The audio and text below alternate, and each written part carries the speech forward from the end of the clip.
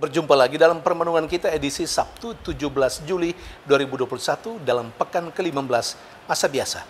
Bacaan-bacaan liturgi hari ini, bacaan yang pertama dari kitab Keluaran bab 12 ayat 37 sampai 42 dan bacaan Injil dari Injil Matius bab 12 ayat 14 sampai 21. Kedua bacaan liturgi hari ini berbicara tentang kelembutan sikap Allah terhadap manusia, secara khusus mereka yang kecil dan sederhana, orang-orang yang dianggap sebagai kaum tertindas, orang-orang yang tidak dianggap oleh masyarakat pada umumnya saat itu. Dalam bacaan Injil misalnya, Injil hari ini digambarkan kepada kita kelembutan sikap Allah itu hadir dalam diri, dalam sikap hidup Yesus, hamba Allah, utusan Allah yang penuh dengan roh Allah sendiri. Kelembutan sikap Allah yang hadir dalam diri Yesus Kristus diungkapkan dengan bahasa seperti ini. Bulu yang patah tidak diputuskannya, dan sumbu yang pudar nyalanya tidak dipadamkannya. Orang-orang kecil, orang-orang sederhana, orang yang tidak dianggap sebagai manusia, orang yang dianggap rendah, yang disepelekan oleh masyarakat sosial pada saat itu digambarkan dengan bulu yang patah terkulai, digambarkan dengan sumbu yang pudar nyalanya. Kalau mereka diperlakukan secara sangat diskriminatif oleh sesamanya, terutama oleh pemuka-pemuka agama, oleh orang-orang yang berkuasa, tidak dengan Allah. Allah malah mengangkat mereka, mengangkat martabatnya, mengajak dan mengundang mereka untuk kembali memperbaharui kehidupannya, supaya hidupnya menjadi benar di hadapan Allah dan sesama. Bolehlah kita katakan sikap Allah terhadap mereka yang digambarkan dengan bulu yang patah terkulai, dengan sumbu yang pudar nyalanya. Allah akan mengangkat bulu yang patah itu. Allah akan menegakkan kembali.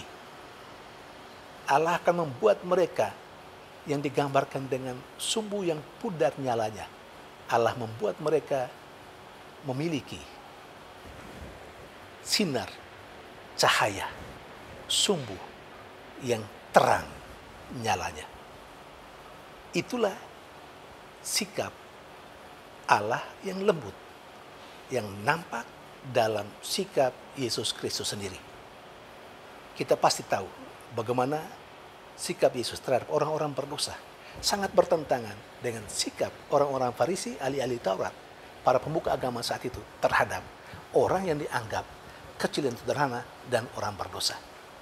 Kalau pemuka-pemuka agama merendahkan martabat mereka,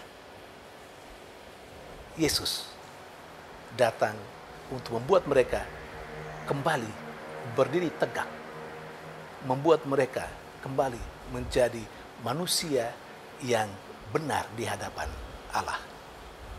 Saudari dan saudara yang terkasih, nah, sikap Allah yang nampak dalam diri Yesus Kristus, dalam sikap Yesus Kristus, juga menjadi sikap Allah kepada bangsa Israel.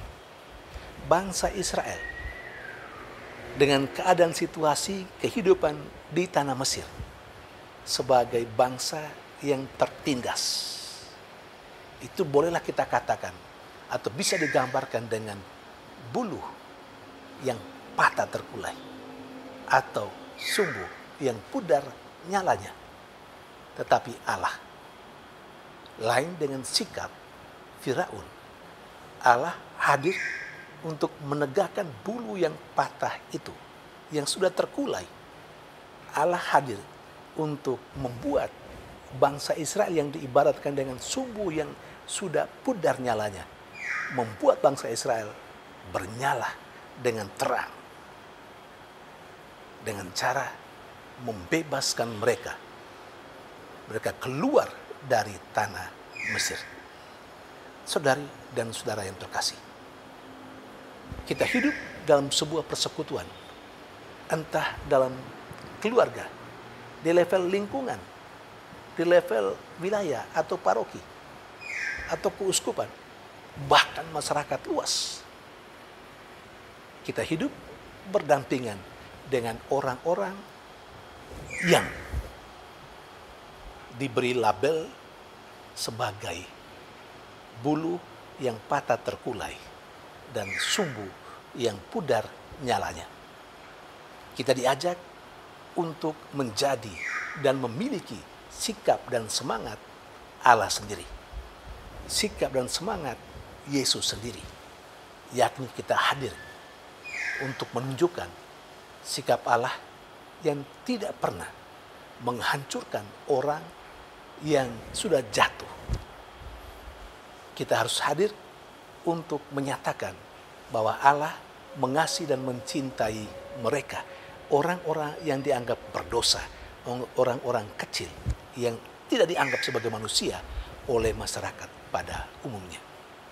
Saudari dan saudara terkisah, semoga kehadiran kita menegakkan kembali bulu yang patah terkulai itu. Kita harus hadir untuk sesama kita yang dianggap tidak baik, yang dianggap sebagai orang berdosa, atau yang disepelekan oleh masyarakat.